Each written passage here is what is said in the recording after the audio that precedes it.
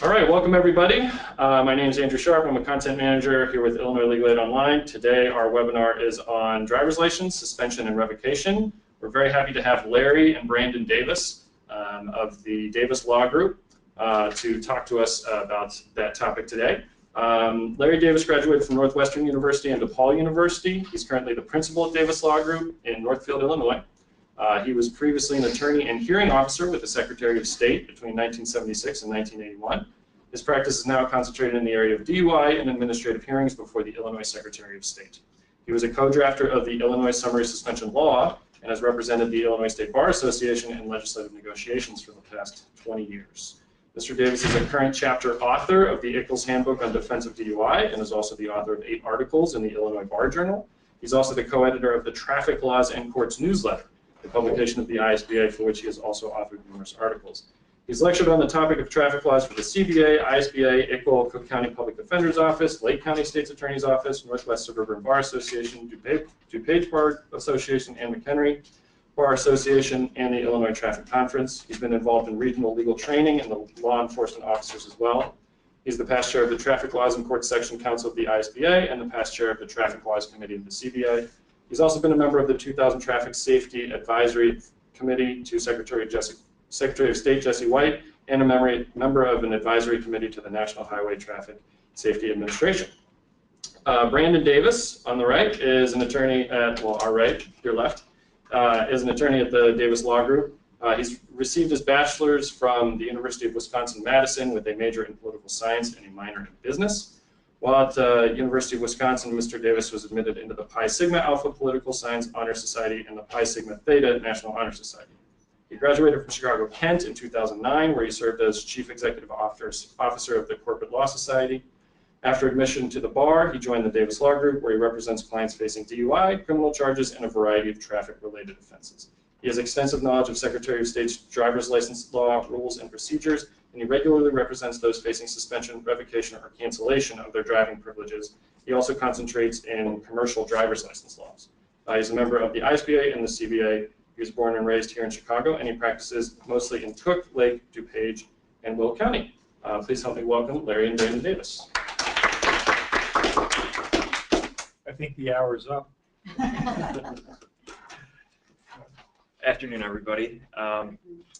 So we're here today to talk about driver's license suspensions and revocations. The first thing we would, of course, recommend is that anytime a client comes to see you with a suspension, revocation, or cancellation related issue is that they obtain a copy of their court purposes driving abstract from the Illinois Secretary of State. It can be obtained at in person at a driver's services facility.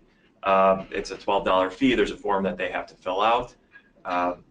But when they obtain this it's specifically a court purposes driving abstract, it will contain all information relating to their driving privileges, and any issues can be discovered on that document. The driving abstract can also be requested by mail. It does take 10 business days approximately to receive it.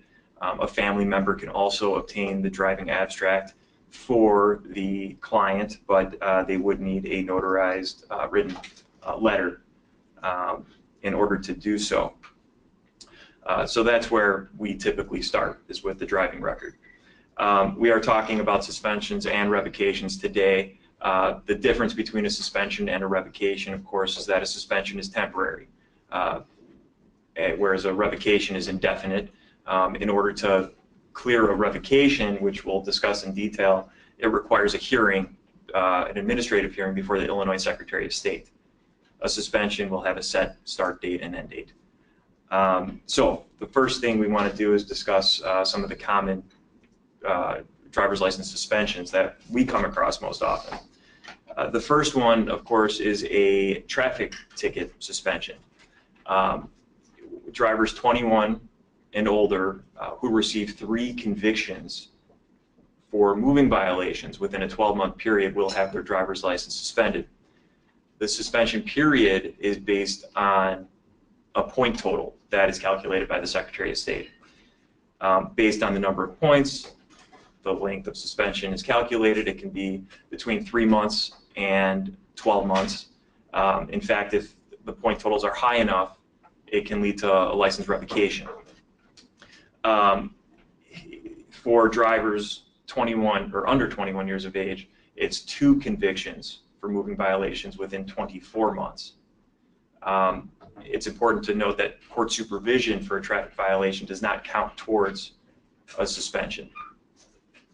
As far as point totals go, there's a list of those point totals on the JCAR website under Title 92, but the Secretary of State calculates those suspension lengths anyway. So if you need to refer to it, you can. During that type of suspension, some will be eligible for what's called a probationary license. A probationary license is only allowed for those with a 3-month suspension, and the driver has to be at least 21 years of age. If that's the type of suspension that's issued, the Secretary of State will mail a probationary license application with the notice of suspension that the driver would receive in the mail. The easiest and most efficient way to clear up this type of suspension is typically through what we call a motion to vacate. That would require filing this motion with the clerk's office on one of the tickets which is causing the suspension. By bringing that case back into court and requesting that the conviction be removed in place of court supervision, the driver's license suspension would be cleared entirely. A lot of people decide just to pay traffic tickets, and they've never received supervision even though they were eligible for it at the time. So by going back to court, often we can clear this type of suspension just by filing a motion to vacate. There's also the ability to apply for driving privileges through a hearing, a Secretary of State hearing, an informal hearing specifically during this suspension, although that's not really an efficient thing to do because it does take about 3 months before you would receive that permit. So by the time you receive the permit, the suspension is already well on its way. And we'll talk more about how those hearings work later. The next suspension I would like to talk about is a failure to appear suspension. This is when somebody does not respond after receiving a ticket or appear in court when they're required to do so. This suspension is also called an 09 suspension. That's the code you would see on the driving abstract. In order to reinstate your license, that traffic ticket would have to be resolved. That would require going to the courthouse where the ticket was assigned and filing another motion. It would be a motion to vacate again and bringing the case in front of a judge so the ticket can be resolved. Certified paperwork would then be obtained from the clerk's office indicating the compliance, and that should be submitted to the Secretary of State. The next thing is it's called a failure to pay. It's not technically a suspension, it's more of a hold or a stop. If a driver fails to pay the fines that they owe the court, the clerk's office can notify the Secretary of State and enter this type of stop on the driver's record. This will prevent that person from if they've never obtained a license in the first place, of course, it would prevent them from obtaining a license, and it will also prevent somebody from renewing their existing driver's license. So that, again, is a situation where you would typically advise your client to visit the clerk's office, find out exactly how much they owe, and pay it off. If those amounts are substantial because they never appeared in court, you can also file a motion to vacate to bring it back into court, see if those fines can be reduced. Again, you'd obtain a notice of compliance from the clerk's office and submit that to the Secretary of State. You can also let the clerk's office do these things automatically. The problem is that takes a very long time, and sometimes it just doesn't happen. So we always advise our clients or we obtain these documents certified on their behalf and deliver them personally to the Secretary of State, typically over at 17 North State Street. In Cook County, I should note that it has to be done electronically. You can't, even if you, there's no point in obtaining the documentation because the Secretary of State won't accept it. It has to be reported electronically from the clerk's office to the Secretary of State once the ticket is paid off. The next type of suspension is a parking ticket suspension. This is for 10 or more unsatisfied parking tickets. The specific municipality would report the unsatisfied parking violations to the Secretary of State and enter the suspension. Those would have to be paid off before the license is released. There's also a reinstatement fee that would have to be paid on the majority of these suspensions, including a parking ticket suspension. Typically, the reinstatement fee is a $70 fee. Another suspension is the automated traffic violation suspension, which of course are camera tickets. 5 or more unpaid violations would result or can result in a license suspension if reported to the Secretary of State. Again, Secretary of State would have to receive a certified report from the municipality that requested the suspension, indicating that all fines and penalties have been paid in order to clear this type of suspension. Next would be a tollway suspension. Again, 5 or more unpaid tolls. At the request of the Illinois State Toll Highway Authority, the suspension would be entered, and often these types of unpaid tolls would be turned over to a private collection agency. I can tell you that dealing with these fines and trying to negotiate them are extremely difficult, if not impossible. So usually the client will just have to start chipping away at paying off those fines. I believe the City of Chicago has a policy on some of their debts that prevents these collection agencies from negotiating at all. As far as the next suspension is concerned, please. Sorry, we have one question from the web. The question is, can a motion to vacate a moving violation be filed at any time, or is there some deadline from the date of the finding of guilt? It's a 2-year deadline. Now, that's technically speaking. There's many courthouses, many judges, many prosecutors that will look the other way. That's not true in all counties. In Cook County, I can tell you it's pretty much routine for them to, if there's good enough reason, they will allow a motion to vacate after 2 years. You can always file a motion to vacate, but whether or not it would be granted is of course up to the prosecutor and judge. It's in the nature of a 2-1401 motion under the civil code.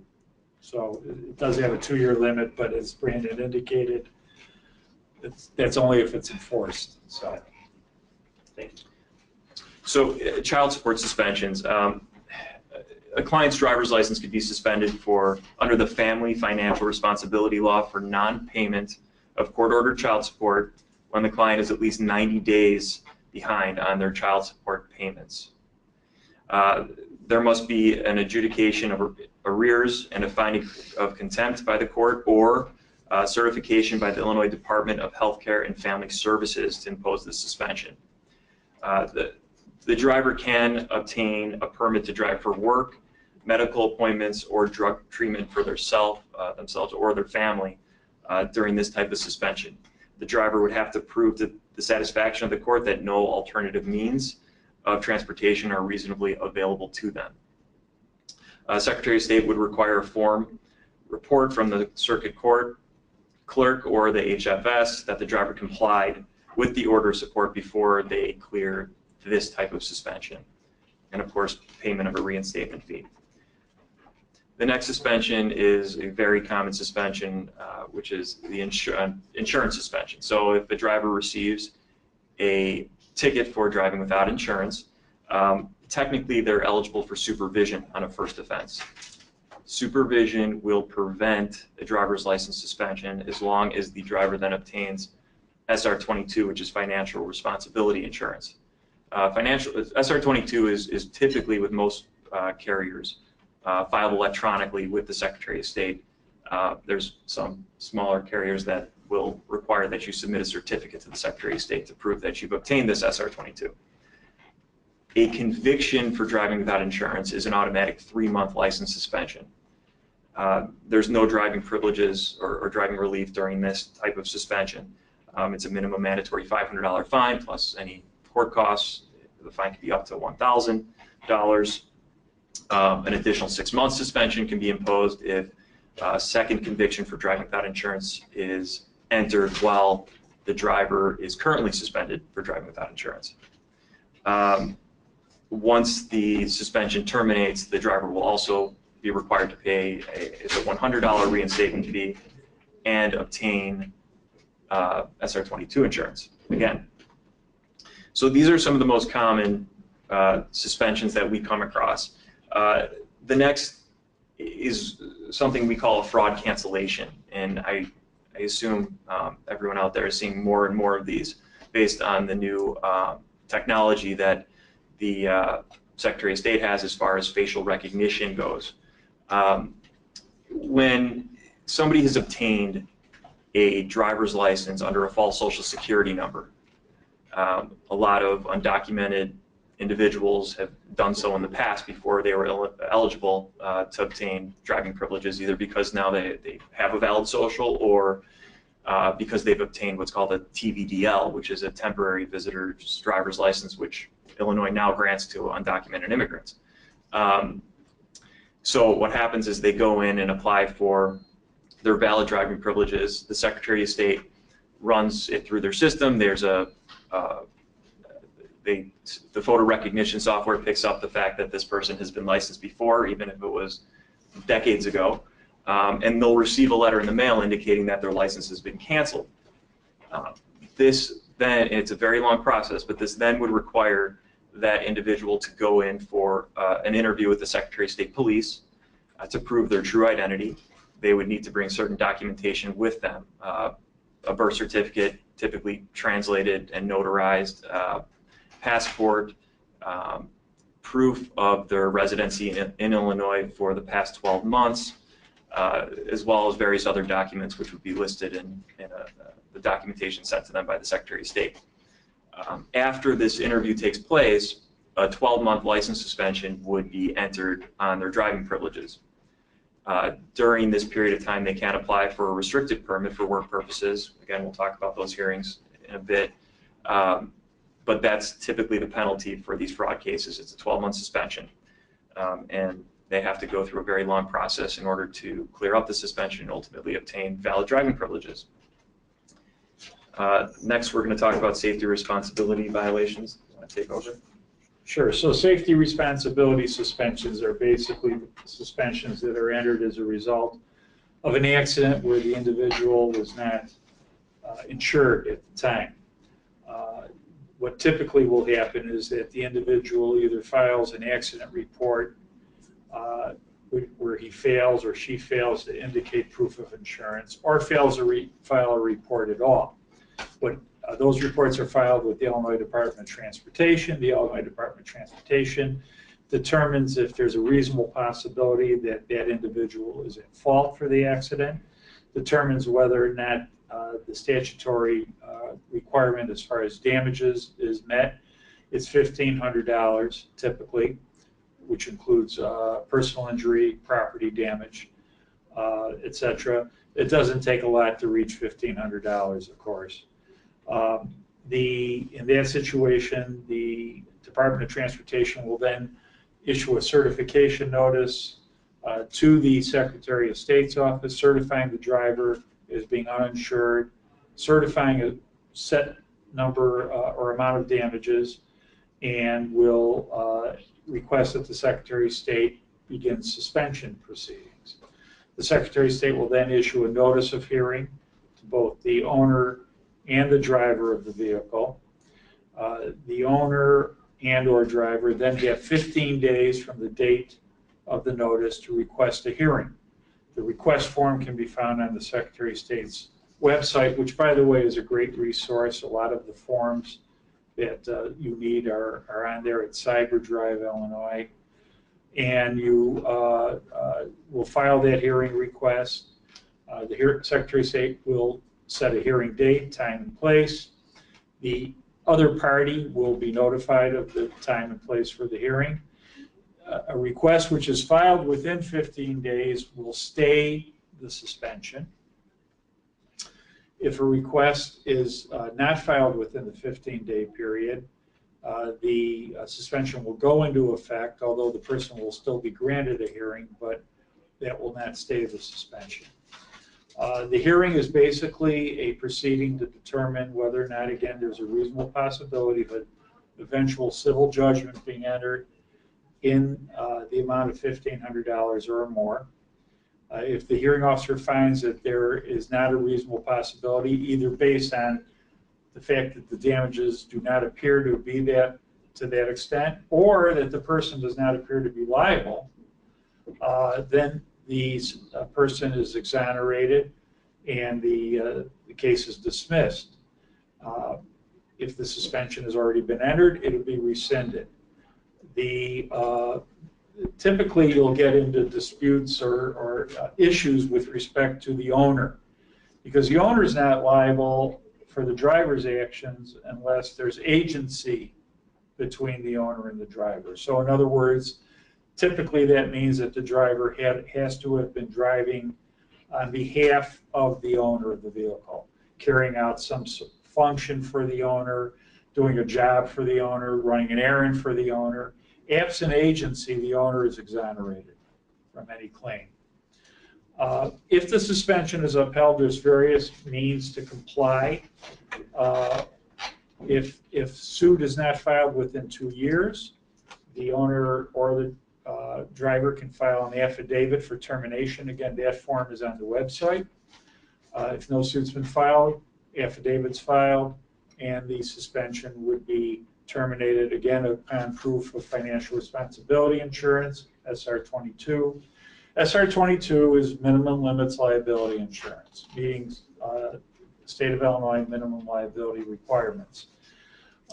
If the parties reach an agreement, an installment agreement can be filed if the judgment or if the amount claimed is being paid by installment, or a covenant not to sue, or a general release. Any of those forms, and those are all on the website, can be filed. If the individual does not want to settle, then they can file a surety bond with the Secretary of State's office. They can go to any bonding company and file what's called a surety bond. Absent that, they can deposit the amount of claim or certified damages with the Secretary of State. And again, if no suit is filed within the 2 years, they get the money back. That's another option if they have the funds to do that. The last way to handle it is a bankruptcy. The potential claim would be listed on the schedule for unsecured creditors, and a filing would be made. The stay is issued by the bankruptcy court. It's filed with the Secretary of State, which would stay the suspension.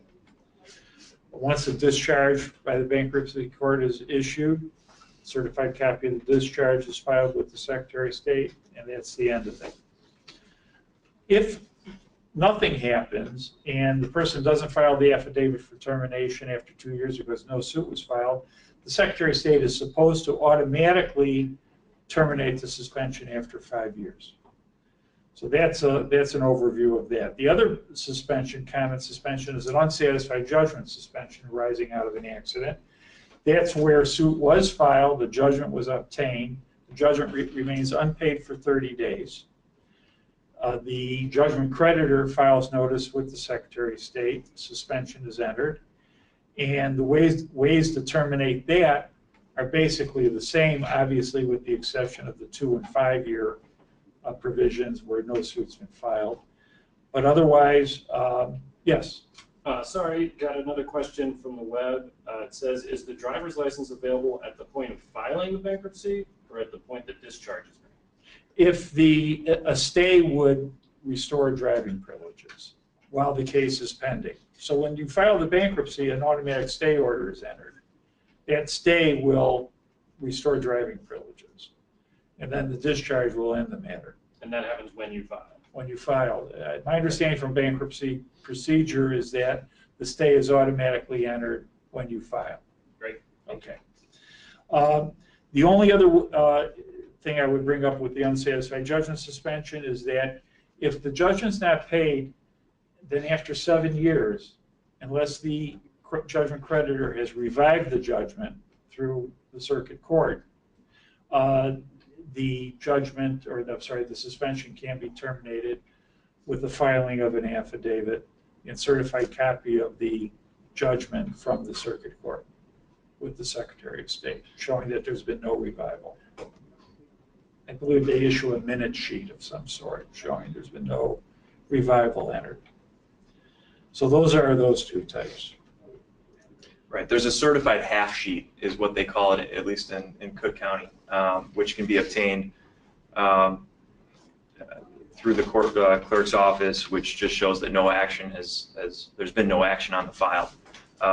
And having that certified, taking it over to the Secretary of State would clear a unsatisfied judgment suspension. Summary suspension, right? Summary suspension. Okay, so the next type of suspension, which is DUI related, is the statutory summary suspension. In Illinois, if you receive, if you're charged with DUI, there's a civil penalty, and that's called the statutory summary suspension, relating to whether or not you take or refuse the evidentiary breath test, which is offered back at the police station. If you take a breath test and blow above a .08, it's an automatic 6-month license suspension. If you refuse this breath test back at the station, it would be an automatic 1-year suspension of your driving privileges, assuming that you're a first offender. During this suspension, this suspension begins 46 days from the date of your arrest for DUI. There are several options as far as court proceedings to challenge this type of suspension. I think we're going to focus more on the driving privileges that are automatically available. For this type of suspension, you can apply for what's called an MDDP, a monitored device driving permit. For those 18 years of age and older who are first offenders, meaning that they have not been charged with DUI or do not have a previous summary suspension in the past 5 years, that qualifies you as a first offender for summary suspension purposes, you can receive this type of permit. The permit is a form you send into the Secretary of State, which will allow you to drive 24 hours a day, 7 days a week, not just for work purposes, as long as you have a breathalyzer installed in your vehicle. It allows you to drive from day 1 of the suspension period. That law changed not too long ago. You used to have to wait at least 30 days before driving on this type of permit. So during these suspensions, you are eligible for driving privileges. It's automatic as long as you meet the qualifications, which are fairly minimal. Do you have anything to add on summary suspension? So is there a question? Yes. You said as long as you have a breathalyzer in your car? Correct. How does that work? So they're certified installation providers. The Secretary of State has a list of them. And once you receive the permit, you have 14 days to install the device. And they'll also send you a list of all of these providers. You choose a provider, you have the device installed there, you pay for it, of course. And they're the ones who are responsible for installing and then eventually uninstalling the device. So I'm saying, how does it do? Sure. So it prevents the driver from starting the vehicle or operating the vehicle while they have alcohol in their system. So it's a breathalyzer. It will register any positive readings. What's the limitation on starting the vehicle versus? 0.05. So Well, actually, the set point is 0.02. 0.05 will generate a violation. A 0.02 will prevent the car from being started. So the data is downloaded from the device and sent to the Secretary of State. If there are any violations, it can result in an extension of the suspension. I think it's a 3-month extension. It could be extended up to 2 times, so 6 months additional extension. Per monitoring period. Right. So basically what's going to happen is when they get the notice of summary suspension, if they don't have a prior disposition within 5 years of this current offense, when they get the notice of suspension, the Secretary of State will also send them an application form for the MDDP. They mail that in. They're verified to be first offenders. They get the permit in the mail. As Brandon said, they have 14 days to have it installed. It's a BAID device. It stands for Breath Alcohol Ignition Interlock Device. There's very manufacturers. There's competition. They should price it out, get the cheapest one. These are leased, and they have to maintain that device in their vehicle. It's regularly downloaded every 65 days, something like that right now. In your materials that you're going to get or you receive, there is materials about the BAID for both the restricted driving permit, which we'll talk about, and the monitored permit, which Brandon's talking about. And if there's violations, they'll receive a request for explanation from the Secretary of State. If the Secretary of State's not satisfied with the explanation for the violation, they're going to face these 3-month extensions of their suspension. So do they blow in something every time they get in the car? Yes. Okay. Yes. There's an actual, they take Mouthpiece. mouthpiece that they blow into. There's a camera. It's a pinhole camera that's on their visor, because you'll get some people who claim, I wasn't driving the car. The Secretary says, okay, and they'll pull the, image to verify that. That's a more recent change as well. Right. Previously, there were not cameras, so. Now, the problem with these devices is that sometimes you'll get false positives, and you have to, advise clients to be prepared to address that if that happens. We tell clients, go to a police station, see if they'll give you a breath test.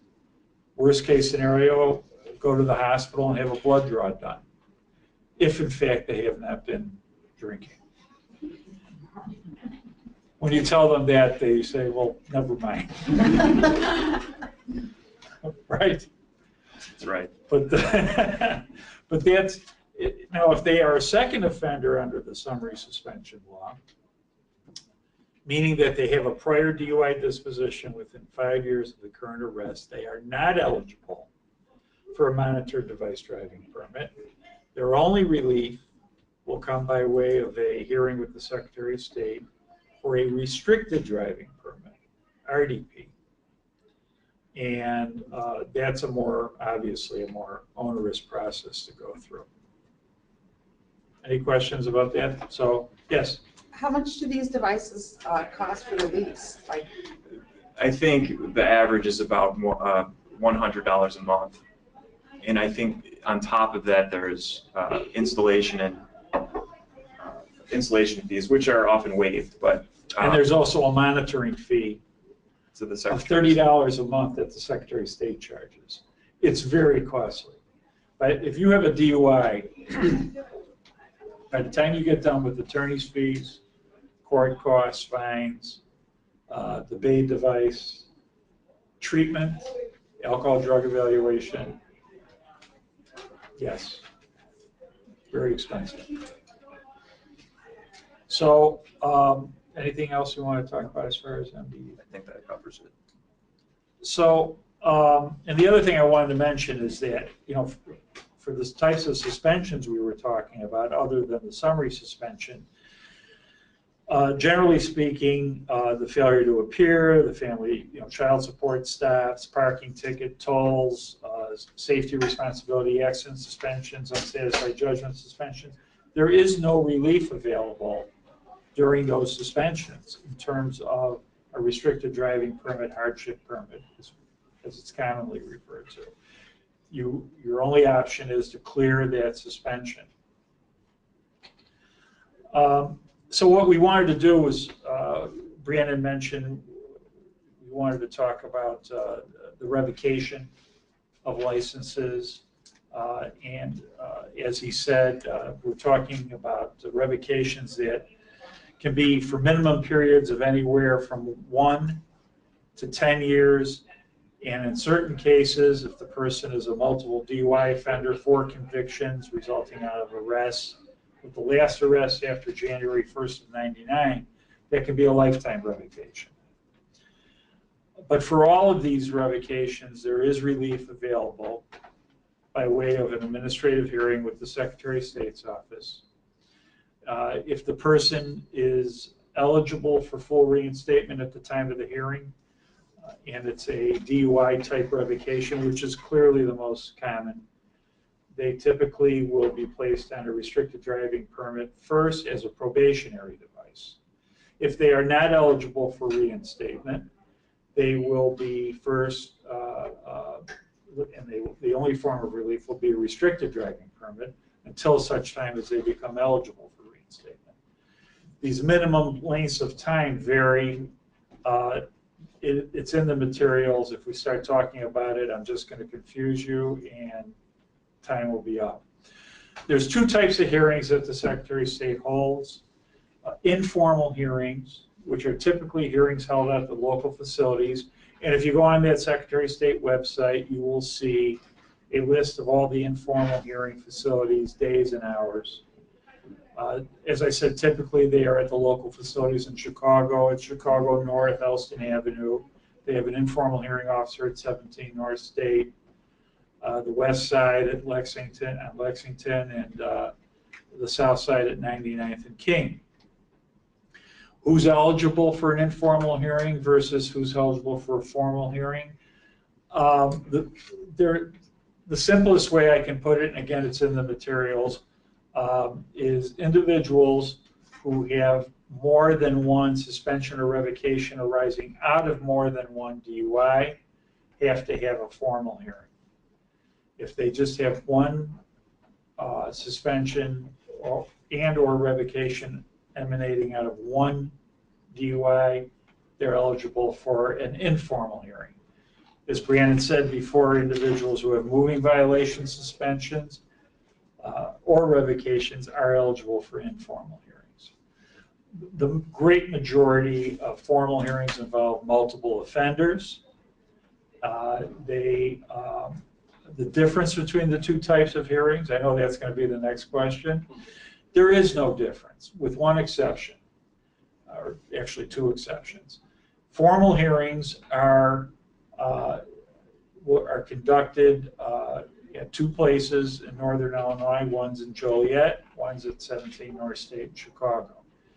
Those hearings have to be requested in writing, and there's a $50 fee that has to accompany the hearing request.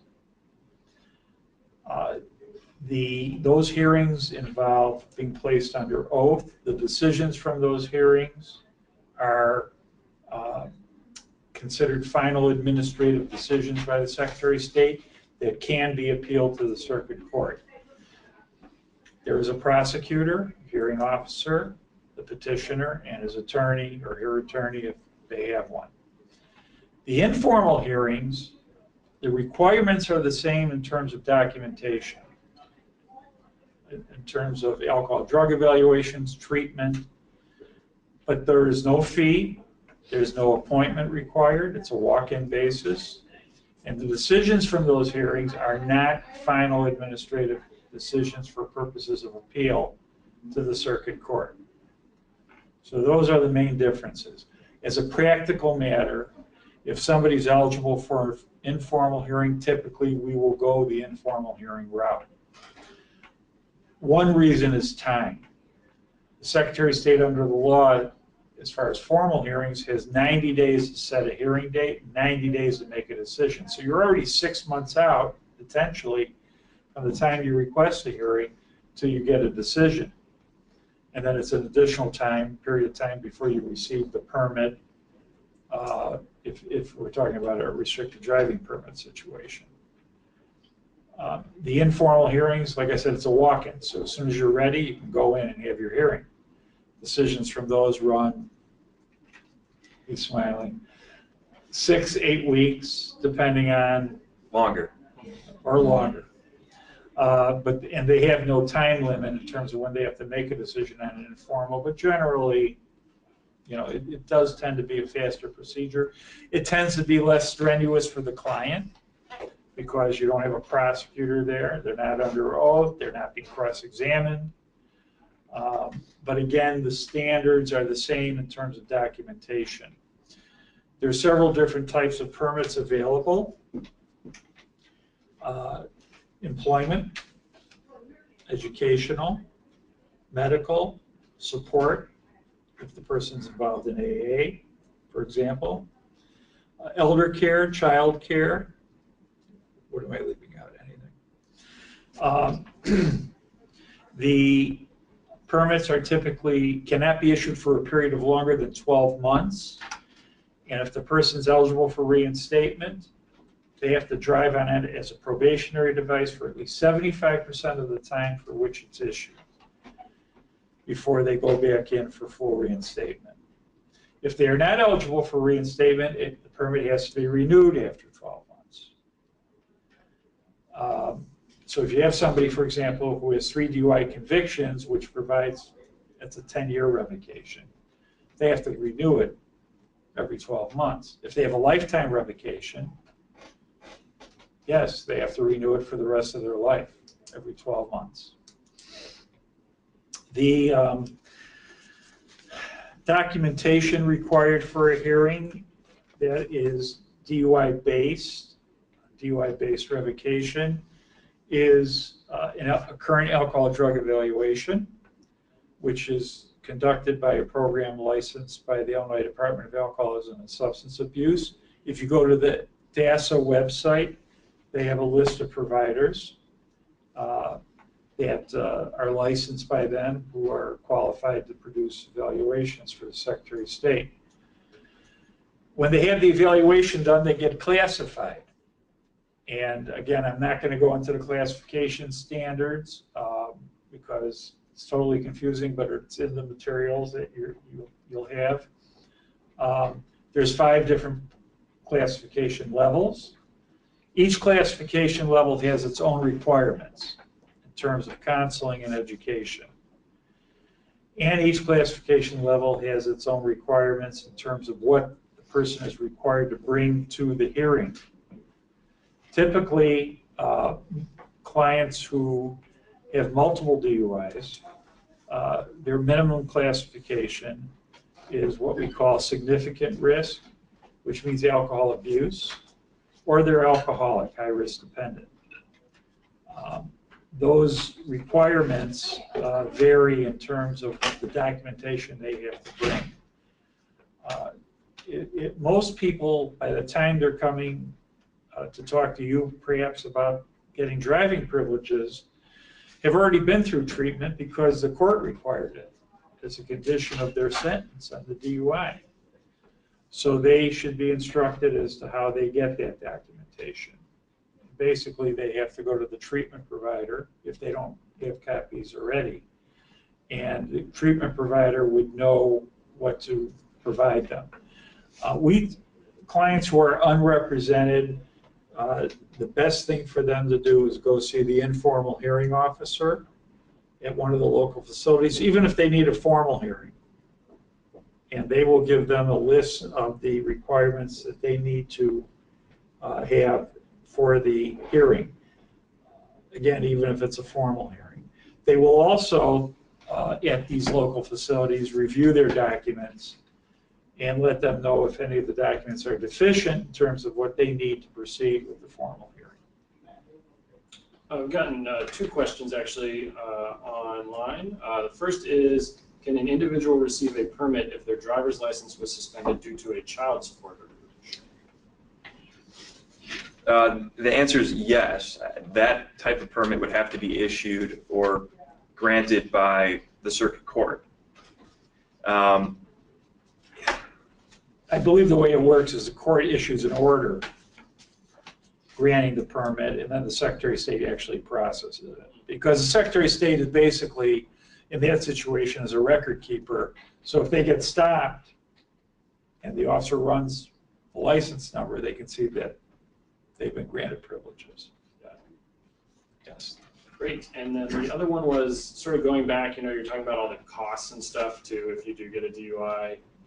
She says, how does a poor person with no ability to travel to a job without a license, i.e. in rural areas of Illinois with no public transportation, pay for all of this? Are there waivers or reduced fee plans? With respect to the BAID device, there is an indigency program that they can apply for. And that's covered in the materials that we distributed. In terms of fines, the court can issue a zero fine, can't they? Correct. I mean, fines can usually be, most judges would consider allowing for community service in place of a fine. The issue is that court costs, mandatory court costs, are always imposed on any sort of DUI sentence. So even if the fine is waived entirely or satisfied by community service hours, if the judge allows it, there still would be mandatory court costs, which, for example, in Cook County are around $1,300, $1,400, which are usually paid after or on the termination date of approximately 12 months from the date of sentencing. Most judges would allow for that. And those defendants can always request additional time by appearing in court and at least making a partial payment. Most judges are very understanding of that, but those are mandatory. There are programs as far as the evaluation and treatment places that do have reduced fees based on income, and they just need to call around and get the best price they can. So the hearings themselves, you know, the Secretary of State does maintain, it's a rather punitive office in terms of consideration for driving relief. The standard at a hearing, if the person's eligible for full reinstatement, even though initially they'll only be granted a hardship license, typically as a probationary device, the issue is whether or not they're a risk to the public safety. That's the ultimate issue under the statute. All this documentation you're bringing in, the evaluation, treatment paperwork, is geared to making that determination. If the person is not eligible for reinstatement, then there's two issues. The second issue is, in that situation, whether or not the person has an undue hardship. What you and I would call an undue hardship in normal life is not necessarily legally a qualifying standard for hardship. The fact that, you know, your husband has to get up, or your wife has to get up at 4 o'clock in the morning to get you to work on time at 6 at a job that's 30 miles away isn't necessarily a hardship. Even if you have to pack up young children to bring them along. The rules generally provide that a hardship on others is not a hardship on you. I'm not even sure what that means. It sounds like it was written by some bureaucrat, which it was, actually. And I know who it was. But, and if you knew him, you'd understand. But, so this is not real world. So you have to advise your clients that they're going to be held to this undue hardship standard. Typically, an undue hardship means either you're unable to work without driving privileges and you have an offer of employment, or your current job is jeopardized due to the lack of driving privileges because you can't get there on time, and you've been late, you've been warned, and it has to be more than just your say-so. If you have a problem at work because of tardiness and difficulty getting to work, get a letter from the employer and bring that with you to the hearing. Typically, that'll handle the hard. They have loosened up on their interpretation, but it's still a high standard, and the Secretary of State still does maintain a high rate of denial. The other thing I would have you tell clients is that when you go in for a hearing, and I'm talking now about whether or not you're a risk. The fact that the evaluation says that you're a good person and the treatment documents give you a good prognosis, in and of itself is not enough. At the hearing, you're going to be questioned with respect to your alcohol and drug use history, the facts and circumstances of your arrest, and if they think that you're minimizing your drinking, if they don't think you're being honest about how often or how much you were drinking, even if your last DUI was 20 years ago, and you've been abstinent for the last 20 years, you've changed your life, they will turn you down because they will come back and say, well, we don't know if you were properly classified by the evaluator to begin with.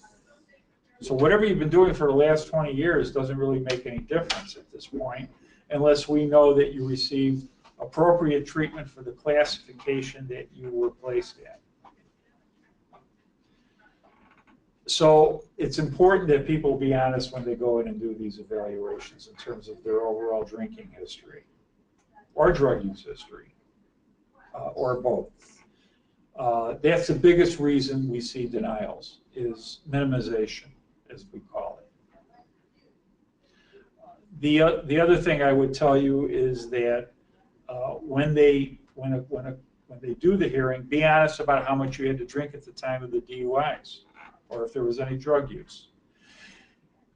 Somebody has a DUI, they have a BAC, blood alcohol concentration of 1.8. The average BAC in Illinois is 1.6 to 1.7. That's Secretary of State statistics. Person comes in and testifies, oh, I had 3 beers over 3 hours. That's going to right away stop the hearing. It's over. Whatever else you say, whatever else you present is not going to cut it. That will result in a denial. And that's part of this whole minimization issue that we see.